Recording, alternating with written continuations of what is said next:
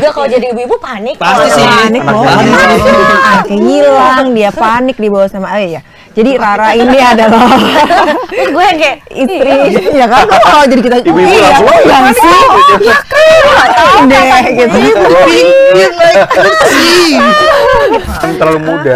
aku kayak belum diterima di keibu-ibuan. Sekarang udah bisa, Bang. Sekarang udah bisa. Sekarang udah. Apakah ini adalah membuka pintu untuk peran Yang baru? Jadi aku udah ibu-ibu Oh, gitu. sekarang. Udah ibu-ibu tuh kan sampai jatuh. Gitu. Iya, gitu. Belum diterima masuk ke ibu ya. Jadi anak kuliah juga nggak masuk, kayak kuliah yang nggak pernah lulus gitu kan, udah kayak udah ketuaan. Tapi ibu-ibu juga belum. Jadi aku ada di garis mana bingung. Kepusingan tersendiri. Karena aku tadi udah cerita bahwa yang jadi para pemain di Nightmares and Daydreams itu ada, kita udah punya wishlist siapa-siapa. Kalau idenya sendiri, Diberat-beratin banget. kalau idenya sendiri, Itu kayak borak. Oh, borak. Borak ya, kayak bahasa borak. Kayak borak.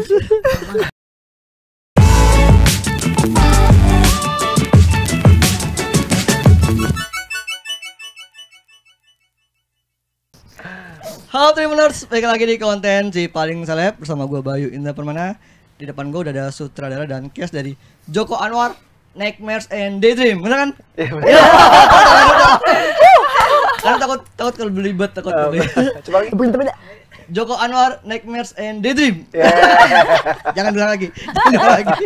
Ngapalnya susah. Nggak apa-apa. Ada Bang Joko Anwar, ada Kak Faradina Mufti dan ada Kak Poppy Sofia. Tepuk tangan dulu dong. Kita tepuk tangan untuk diri kita sendiri. Mereka ada yang akhir-akhir ini bikin sosial media rame dan banyak teori-teori yang berkembang, terutama di Twitter.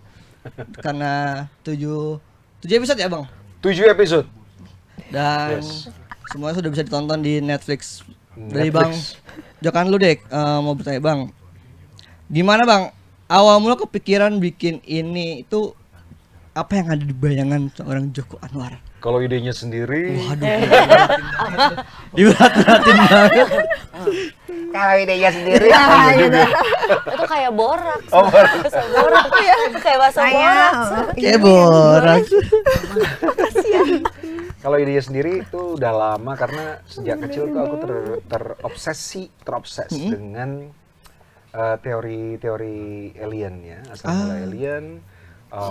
Ada yang teori yang mengatakan bahwa alien itu datang dari luar bumi, tapi aku lebih tertarik ke teori yang mengatakan bahwa alien itu datang dari dalam bumi kita sendiri. Jadi ketika ada kesempatan membuat sebuah series science fiction, aku rasa ini adalah satu hal yang cocok banget untuk dijadikan central story.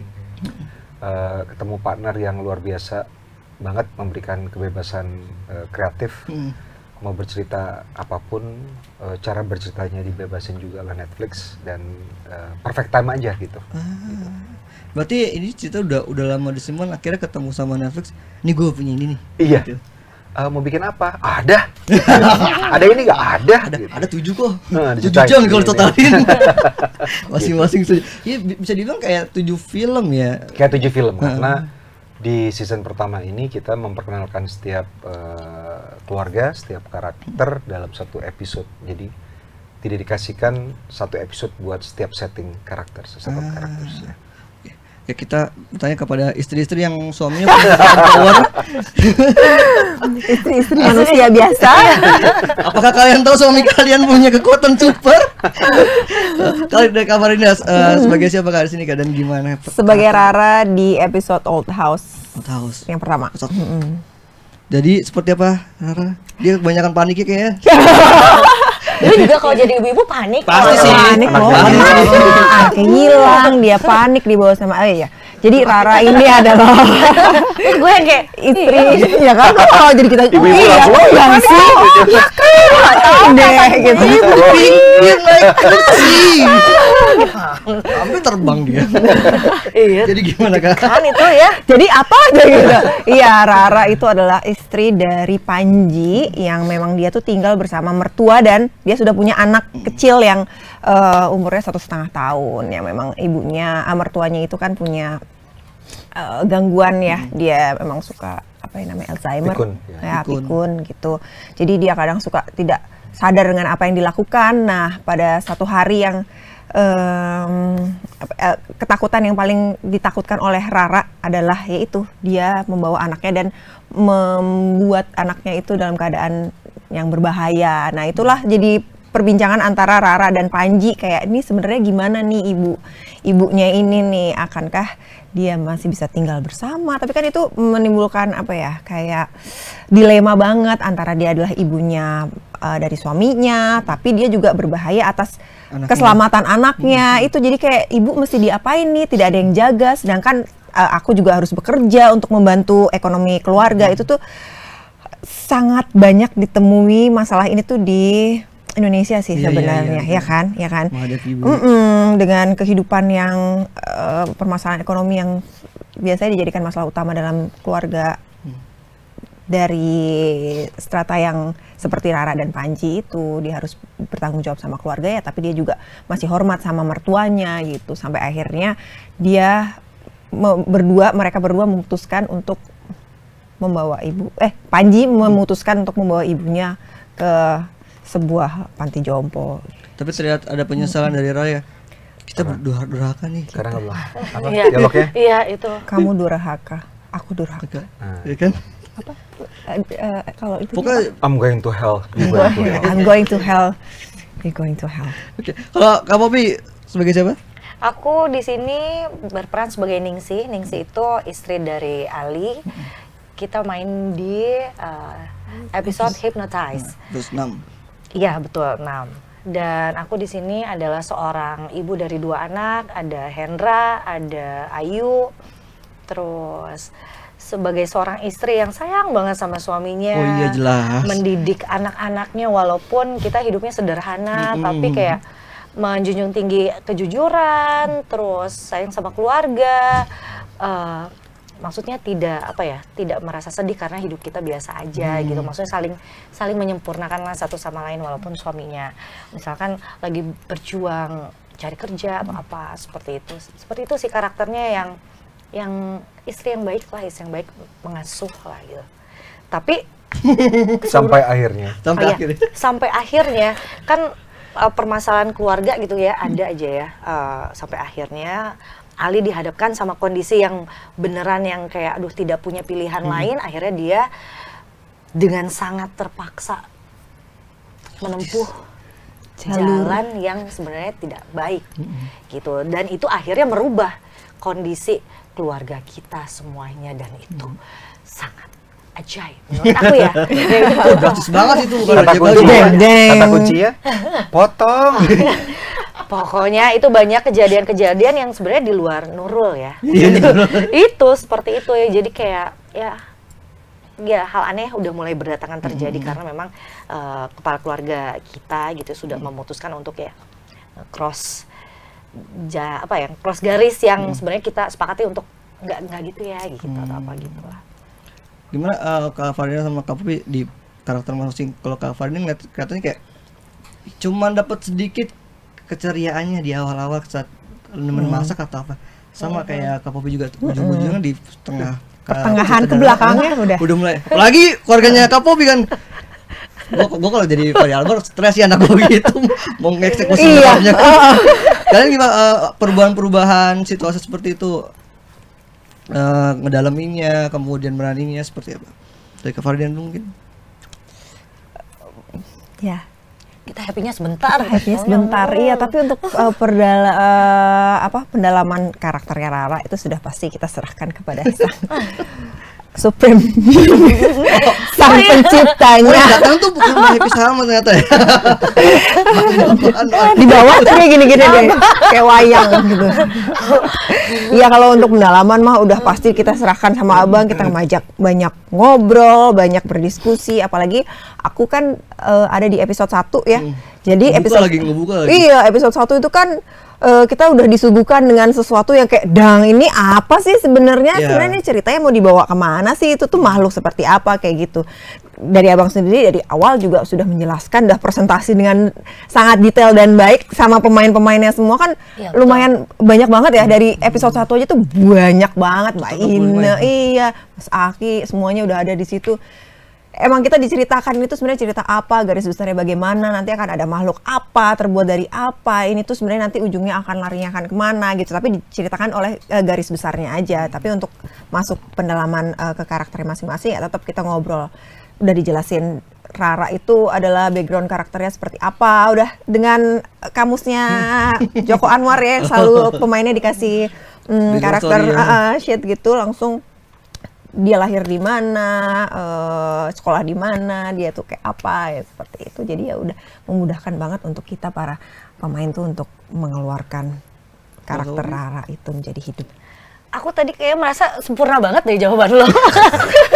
Nggak gini loh. Jadi gini, memang kan kadang-kadang kan kita udah 2 tahun yang lalu gitu kan, 2 tahun yang lalu pas waktu aku ditawarin sama abang gitu, maksudnya diajak, mau nggak Poppy? Benar kata Farah tadi, aku tuh sempet kayak prosesnya tuh gimana, ke-skip gitu loh bang. Abang juga kan ada kayak, benar kata kamu, maksudnya abang beneran kayak menyuguhkan cerita itu tuh lengkap. Dan abang tuh sampai ngasih tahu nih nanti kamu akan ditempatkan di sini di episode ini, terus karakternya tuh seperti ini ning situ. Terus aku memang tidak bisa selengkap Farah ya ceritanya, karena memang aku kalau cerita tuh kadang suka skip gitu lah. Nah, kalau nggak, kamu tatanannya bener banget gitu. Tapi yang aku ingat, tapi yang aku ingat itu tuh kalau untuk pendalaman karakternya sendiri, aku sama abang terutama ya, sama tim dari KMNC itu dikasih kesempatan untuk kayak kita jalan-jalan ke tempat, ke wahana-wahana sebagai keluarga dengan baju yang udah kayak maksudnya udah berubah gitu kan.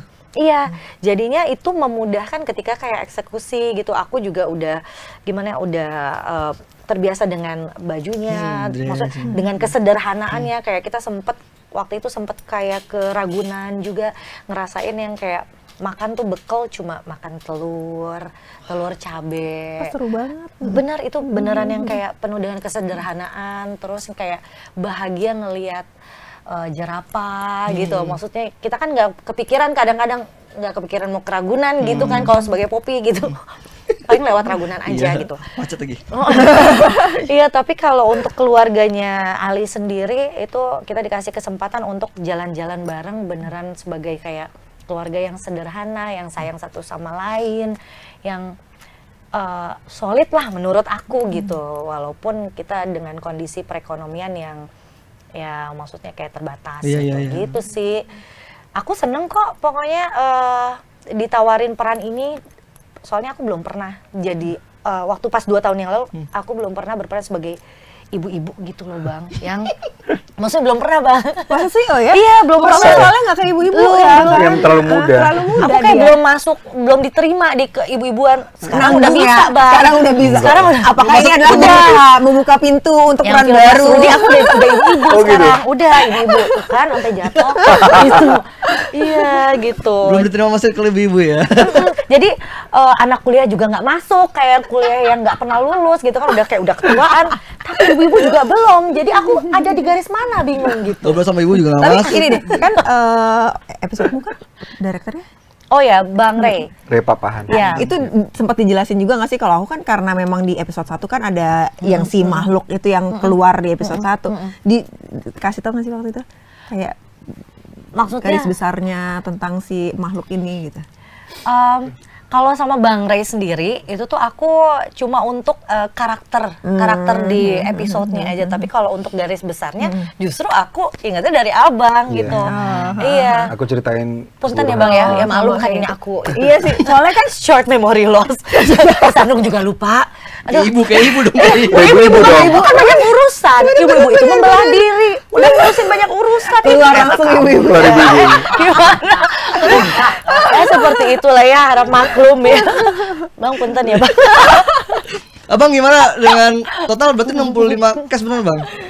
65 cast itu adalah cast yang punya nama yang well known, termasuk mereka-mereka. Tapi kita juga, castnya banyak. Satu episode tuh bisa sampai 30 kalau bareng dengan yang lain-lain ya, supporting characters. Jadi 65 itu yang punya nama, tapi selain itu juga banyak yang masih kita audisi, orang-orang baru juga ada gitu.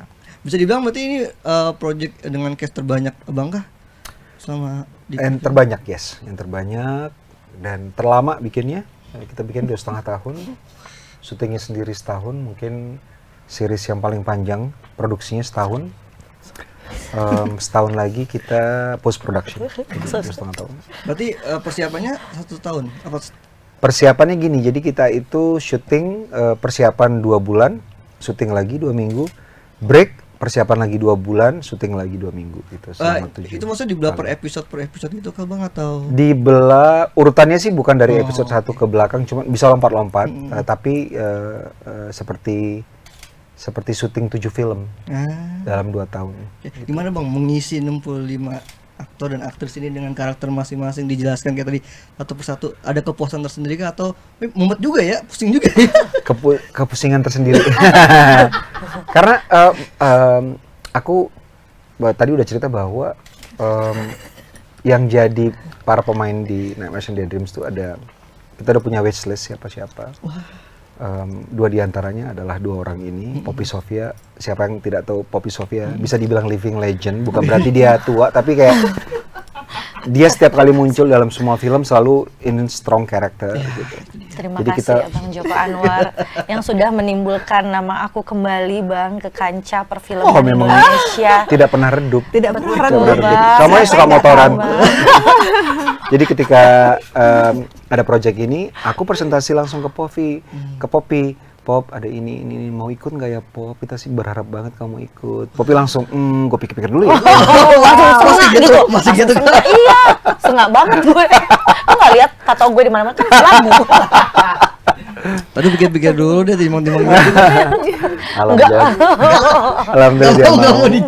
Kalau Faradina Mufti seperti yang sudah kita saksikan, rising star. Pernah kerjasama sebelumnya sama Faradina di film Perempuan Tanah Jahanam. Di situ dia tanpa dialog pun bisa menghidupkan satu karakter yang kuat banget. Jadi udah wishlist yang betul-betul mau nggak ya Far gitu, sampai minta izin sama keluarganya. bener tapi waktu itu ya. Untung dapat. Untung temenan sama suami saya. Minta izin dulu. Tapi kalau suami saya tidak membolehkan, apa yang itu gimana dengannya ya? Gitu. Dengannya tapi dengannya bukan dengannya. Kalau saya kalau dia tidak mengizinkan suaminya. Cuma dia kasihan sama aku Bang. Bila aku tuh kangen itu untuk main lagi, untuk membuat karya lagi, untuk syuting lagi tuh aku sekangen itu kan. Waktu itu jadi ceritanya lagi hamil terus lahiran anakku waktu pas aku syuting tuh 2 tahunan yang lalu tuh masih umur 7 bulanan memang. Jadi kayak aku udahlah nanti aja lah, apalah syuting ya sudah nanti aja lah dikebelakangin.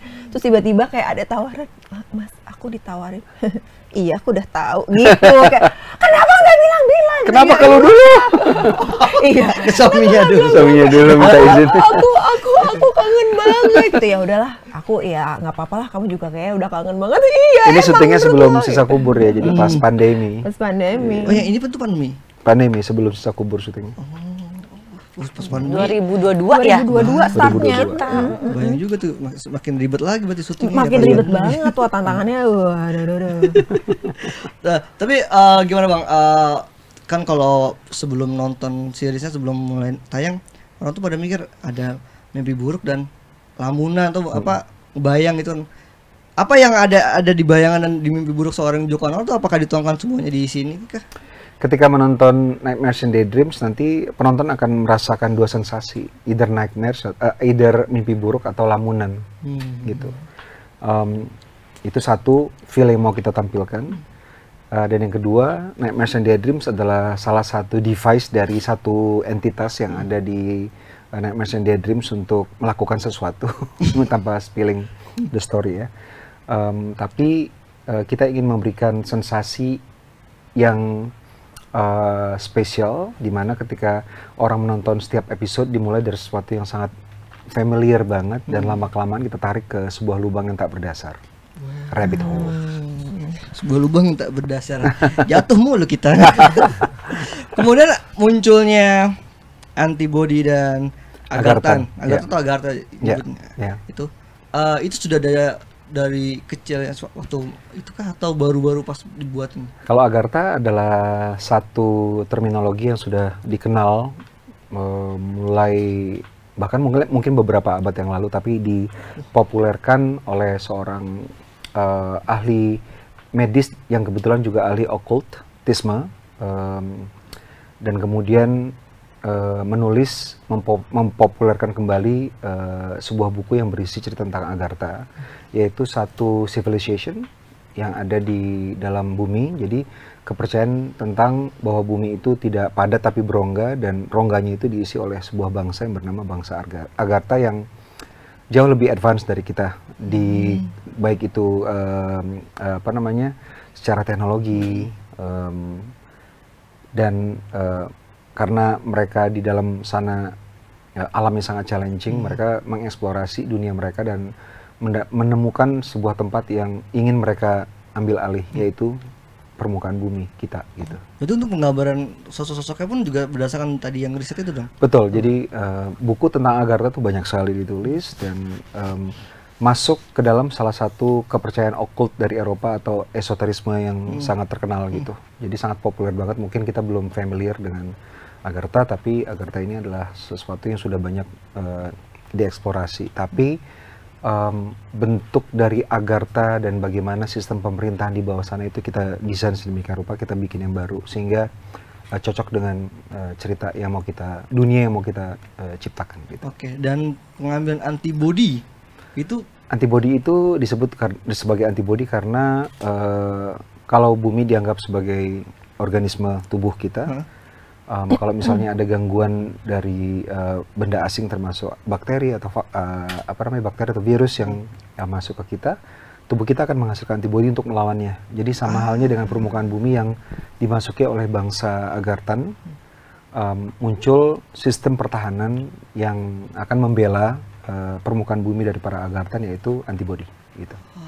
Dan ini ibu-ibu ketika ibu-ibu dari series ketika kalian gosok juga dijelaskan seperinci ini juga sama abang. Aku tuh justru tahu dari Agartha ini belakang-belakangan ini bang, gitu. Jadi kita memang secara garis besar diceritakan, tapi yang diberitahukan kepada cast tergantung oleh karakternya. Misalnya ketika kita akan memulai Old House dengan Faradina, itu diceritakan semuanya karena karakter-karakter ini memang butuh sekarang untuk mengetahui dunia Agartha, karena misalnya kayak karakternya Farah nantinya langsung akan bersinggungan dengan dua makhluk kembar itu misalnya.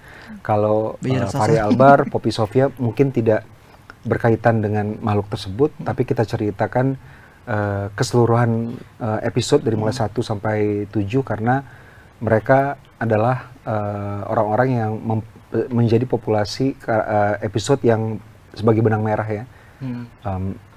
Ali nantinya akan bertemu dengan jadi kita berikan itu supaya ada bekal mereka untuk memainkan karakter mereka secara lengkap. Jujur saya kaget ketika Ali bertemu dengan oh iya lagi. Kalau kalian berdua sebagai case maksudnya ketika istri ya dong. Tadi edit bagian itu. Kayak sebagai istri dan di luar sebagai case ketika nonton full episodenya sama 7 episode tuh, kalian respon sama nggak sama orang di sosial media yang wah bingung tapi seru tapi nagih, gimana kalian? Saya merasa tidak terima dengan akhir yang menggantung. Jadi pengen nambah season 5. Aku bilang nggak apa-apa, yang penting kita para ibu-ibu, para istri-istri ini ya sebagai manusia biasa, kita dalam karakter di Nightmares and Daydreams muncul lagi. Oh tenang, di balik suami yang kuat kan ada istri-istri yang iya itu pasti sudah pasti. Oh tenang, dalam cerita ini women's power.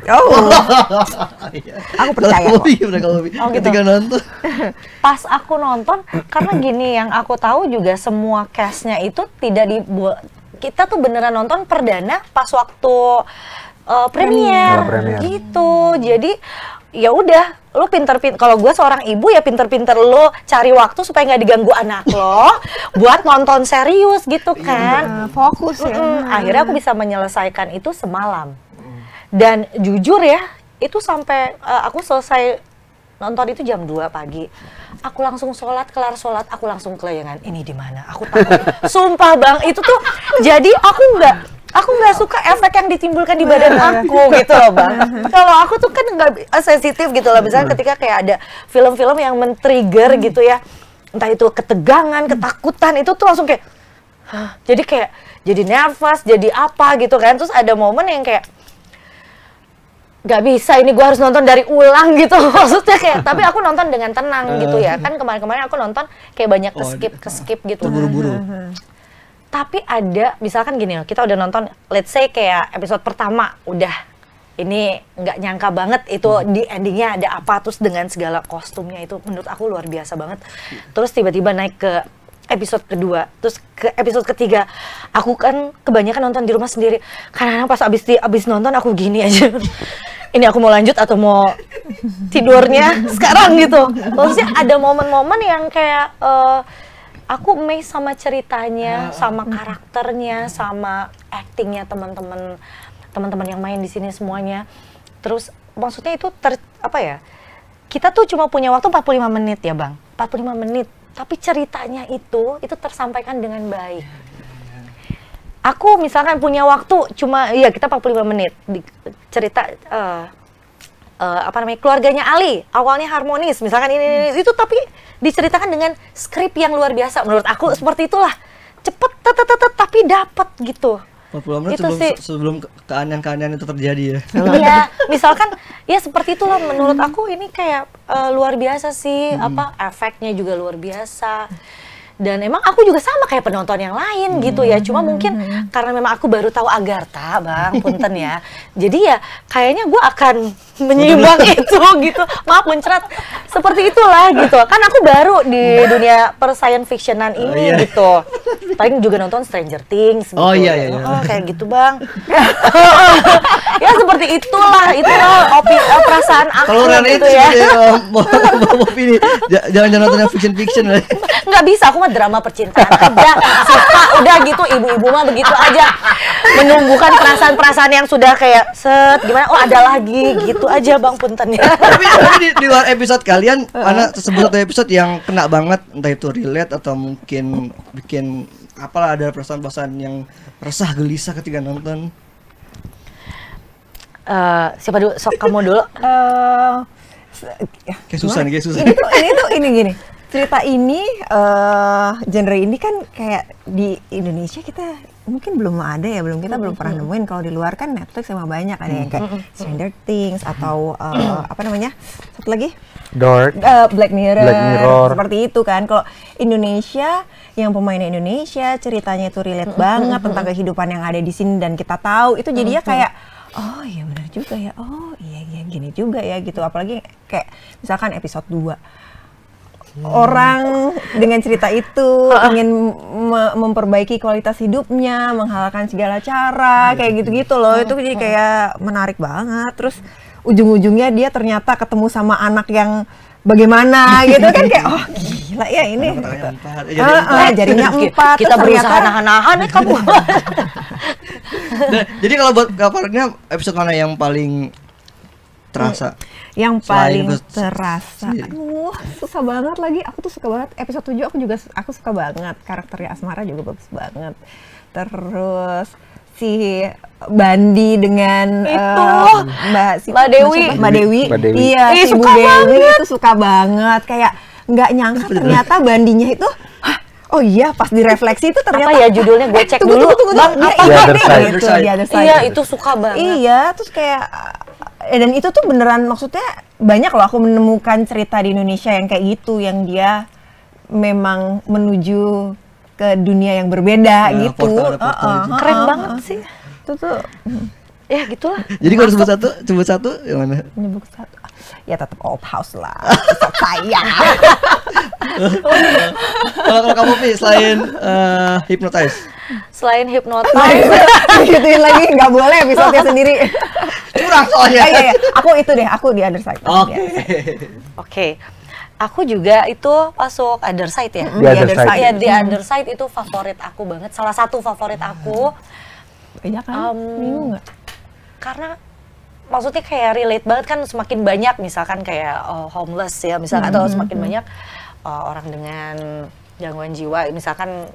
Nah itu mungkin bisa aja mereka memang masuk ke dimensi yang berbeda, dan itu kayak iya dan apa ya, maksudnya actingnya juga luar biasa, chemistry-nya dapet banget. Aduh sampai sedih banget ketika ternyata nggak pulang 2 tahun. Iya. Maaf bang, itu sedih spoiler banget. nggak bang? Nggak apa-apa, orang udah nonton. Enggak, ternyata tiba lagi nggak pulang 5 tahun. Iya, kayak kita nggak nyangka di Aku awalnya pengen begitu. nangis sampai sekarang. Dan ada momen yang kayak, aduh, Pas tahu ternyata dia udah ya udah gimbal, Gimbal, udah berantakan. kayak ya udah berantakan. Wah itu yang paling menyedihkan dan menyentuh banget. Pas ketika kayak ada Agarthanya itu ya Om. Bang, yang ada Agarthanya itu ya Bang. Iya ya Bang ya. Gitu Apa lah. kamu Daud Salim? Om, aku belum bayar kosan, Om.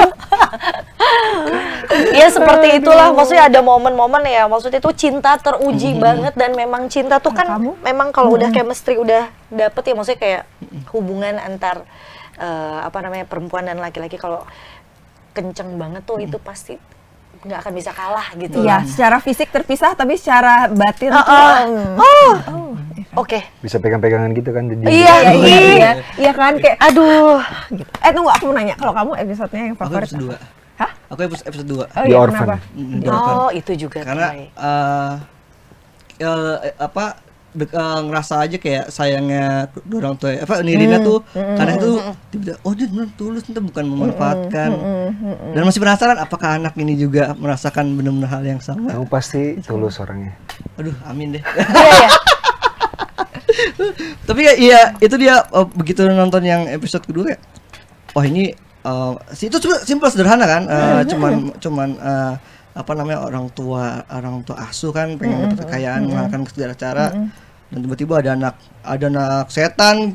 Ya, istilahnya kan itu kan yang disebutnya kan itu kan sebutannya kan. disebut gitu kan. Padahal sebenarnya dia adalah Dan sebenarnya nggak bisa ditanya sini juga sih, bagian ending itu kayak gitu doang. Iya kan? Dan selalu Gimana? Cepet banget nih endingnya gitu. itu terjadi tahun berapa? tahun 2024 ya? 24. Bulan? Waduh, bulannya lupa lagi. Ada di surat rumahnya. Tuh enggak. Saya tuh kalau nonton sekali tuh enggak. Kita nonton sekali Sedetail lagi itu tuh. deh. Kayaknya iya. Karena ngebedain enak nih di sini yang tahun-tahun sekarang gambarnya lebih terang, lebih clean. Tahun sebelumnya lebih dark kayak gitu. Itu ada alasan tersendiri Bang Joko buat sesuai cerita, misalnya tahun 85 di Encounter itu kan memang kampungnya sengaja dimatikan listriknya untuk digusur gitu, jadi tergantung cerita sih. Siap. Dan semua udah tayang di Netflix 7 episode. Sudah bisa di binge watch. Oke, buat Bang Joko, Kak Fadil dan Kak Popi, thank you udah mampir ke. Terima kasih. Terima kasih. Terima kasih. Joko Anwar, Nightmares and Daydream. Buat teman-teman Tribuners, nonton di Netflix ya nontonnya. Dan buat teman-teman Tribuners juga jangan lupa nonton lagi konten-konten tribuners.com lainnya, dan sampai jumpa. Bye-bye. Sampai jumpa.